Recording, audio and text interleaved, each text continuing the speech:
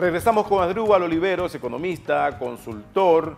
Él es representante, socio y director de la firma Ecoanalítica, una de las más prestigiosas del país. Recientemente tuvieron un nuevo foro actualizando las proyecciones, las perspectivas económicas de Venezuela para el resto del año, inclusive para más allá, porque esto es un problema, como lo ha explicado él, de largo plazo. Venezuela está atravesando una crisis severa y el mal manejo de la política cambiaria ha sido una de las claves. Recientemente el gobierno estableció un nuevo dólar llamado SIMADI, popularmente conocido como Tucano, porque fue el día en que el presidente Nicolás Maduro afirmó que un avión Tucano iba a atacar 7 objetivos militares en Venezuela en lo que él calificó como un intento de golpe de Estado. Ese mismo día entró ese dólar que está hoy en cerca de 190 bolívares. Se ha terminado convirtiendo en otra referencia para la fijación de precios, en las distorsiones, además, en un mercado ya distorsionado. Este dólar podría convertirse, ya que está todavía un poquito más bajo del paralelo, todavía hay tiempo para que sea por lo menos una nueva referencia más baja del mercado paralelo, o por el contrario se prevé que se dispare el paralelo por toda esta escasez, esta baja del petróleo. Fíjate, Omar, efectivamente tal como ha funcionado el SIMADI hasta ahora, pues deja mucho que desear, ¿no?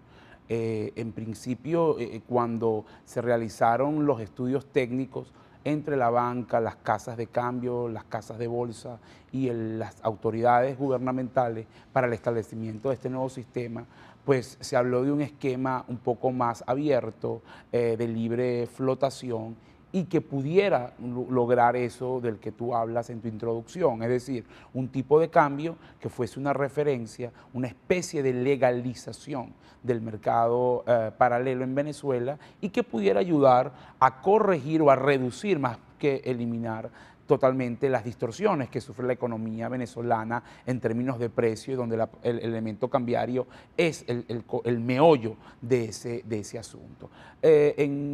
Ya en lo que lleva de tiempo, que es un poco más de un mes, casi 2 meses de funcionamiento, no ha sido así.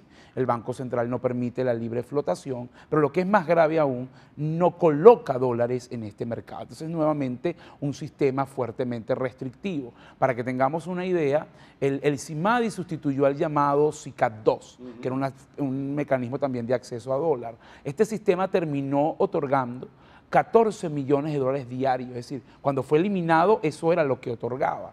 El SIMADI está otorgando menos de 2 millones de dólares diarios hoy día, ¿no? Entonces habla un poco de la caída, de la reducción en términos de volúmenes del nuevo esquema que en la manera como está diseñado operativamente hablando y desde esta escasa oferta no podemos pensar que va a ser una referencia para un mercado, oficializar una especie de mercado paralelo, con lo cual el dólar negro va a seguir marcando la pauta, lamentablemente, y en la medida que los desequilibrios en Venezuela se mantengan, sobre todo el desequilibrio fiscal, y aquí me quiero detener brevemente en por qué el desequilibrio fiscal tiene impacto en el tema cambiario.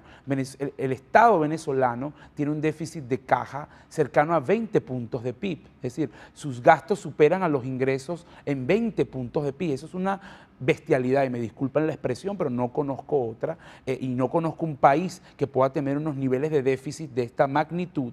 Eso hace que una muy buena parte de ese déficit, alrededor del 40%, según nuestros cálculos, sea financiado con emisión monetaria artificial desde el Banco Central de Venezuela. Lo que llaman algunos colegas dinero inorgánico o dinero sin respaldo. Ese dinero entra a la economía y, por supuesto, en un ambiente de escasez, en un ambiente de conflictividad política, social, de incertidumbre, muchos de esos bolívares lo que van es a presionar o a incrementar la demanda de los dólares. Entonces, en la medida que yo tengo un gobierno o un banco central que imprime billetes sin control, tú vas a tener una presión muy fuerte en la demanda de divisas, con lo cual la presión en el mercado negro se va a mantener, y eso explica por qué. Ese para mí es el factor estructural. Hay otros factores de coyuntura, pero el factor base, el factor estructural de por qué en Venezuela el dólar negro crece en términos de tendencia, referencia, Y con la inflación. efectivamente es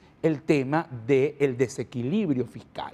Hasta que este tema de desequilibrio fiscal no se atienda, tú vas a tener no solamente el paralelo como referencia, sino además subiendo, ¿no? Y eso, por supuesto, te genera consecuencias, como tú muy bien lo acabas de señalar, en términos de inflación. Eso explica por qué, cuando hablábamos en los segmentos anteriores de estas tasas de inflación tan elevadas, si a alguien no le quedó claro por qué en Venezuela esperan una inflación tan alta, bueno, tiene que ver también con el disparo de este dólar negro, el dólar al que efectivamente, si hoy un venezolano sin mayores restricciones quiere comprar un dólar, probablemente lo consiga, pero lo consigue a esta tasa, a 250 bolívares, no a 6.30, ni a 12, ni tampoco a 190, como tú acabas de señalar. Entonces, ese es un dólar que cada vez viene creciendo en términos de la marcación de precios, en términos del impacto de precios relativos y, por supuesto, profundiza las distorsiones que tiene hoy la economía venezolana. Esto de gobierno se parece a estas familias, a algunas personas que están endeudadas,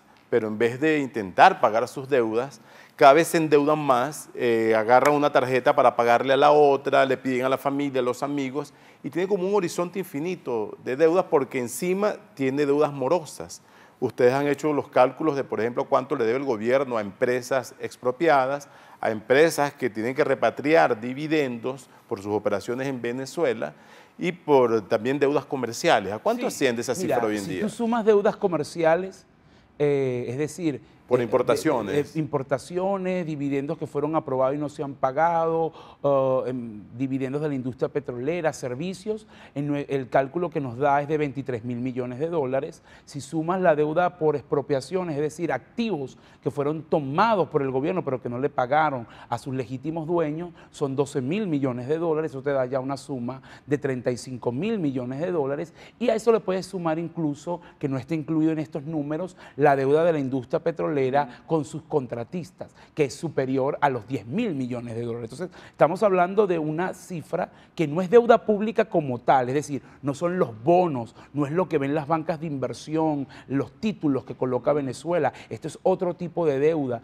es otro tipo de pasivo, probablemente con otro tratamiento, pero pasivo al fin, que tiene el Estado y que puede estar por el orden como una medida conservadora de los 45.000 millones de dólares. Además de la deuda financiera. Que sí está contabilizada. Para terminar, considerando toda esa deuda, considerando que han caído los ingresos petroleros, que está cerrado el crédito internacional para Venezuela, significa que al gobierno el expediente que le queda es seguir imprimiendo plata como si fuera una fotocopiadora, por lo tanto la inflación se va a mantener igualmente, como decías hace poco, con el dólar alto. Mira, lamentablemente eso que tú describes yo lo hemos caracterizado como un escenario de caotización. Es decir, la lógica del gobierno pareciera ser mantener esta política económica lo más que pueda, pensando a lo mejor en la benevolencia de que pronto los precios vuelvan a subir y con eso pretender entonces volver a esconder los desequilibrios y un poco para lograr contener las demandas sociales, digamos, todo el tema de protesta que pueda estar generando este tipo de elementos en lo social con una estructura represiva muy fuerte. Una represión que tiene una doble dimensión. Represión política, bueno, ya vimos los casos con el tema de los alcaldes, Ledesma, presos políticos, estudiantes, pero también una represión que tiene expresión empresarial. Lo que hemos visto con, bueno, colocar preso a directivos de empresas importantes en el país. Farmatodo, Día a Día, Practimercados. Exactamente, la amenaza a empresas españolas. Bueno, habla un poco de que el gobierno tampoco se mide en este tema. Sin embargo, creo que transita en un terreno minado, ¿no? ¿Qué quiero decir con esto? Que efectivamente, en la medida que no se ataquen los problemas de fondo, que la escasez siga creciendo, que los inventarios sigan mermando, el descontento social también está creciendo, lo reflejan la mayoría de encuestas serias que siguen estos temas en Venezuela. Por lo tanto, también los niveles de incertidumbre o los niveles de, digamos, la probabilidad de algún tipo de salida violenta o salida no ortodoxa a esta situación crecen. De hecho, todas las firmas de análisis internacional, o una buena parte de ella, para no generalizar, que hemos visto, y algunas bancas de inversión le asignan una probabilidad importante a a este hecho algún tipo de los llamados estallidos sociales, golpe de Estado, cambio constitucional, una probabilidad que por lo que he visto en informes recientes fluctúa entre el 20 y el 40% como probabilidad de ocurrencia, porque efectivamente Venezuela transita una situación económica muy dura donde esto no puede ser un elemento que pueda ser eliminado del todo en el análisis que se haga sobre el país. Bueno, Asdrúbal, se nos ha acabado el tiempo, pero son temas que se van a mantener en palpitante actualidad en los próximos meses. Más adelante podemos actualizar estas perspectivas. Por supuesto, a la orden, muchas gracias. Gracias por Saludos venir. a todos. Ha sido el economista Asdrúbal Oliveros, consultor, experto, conferencista, socio de la firma Ecoanalítica, trazando estos escenarios expuestos en Caracas en un reciente foro.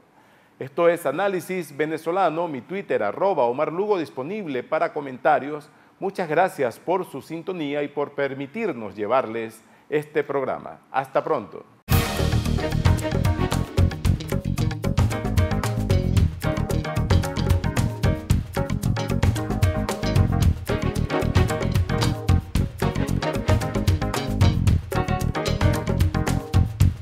Quality Engines, elestimulo.com presentó.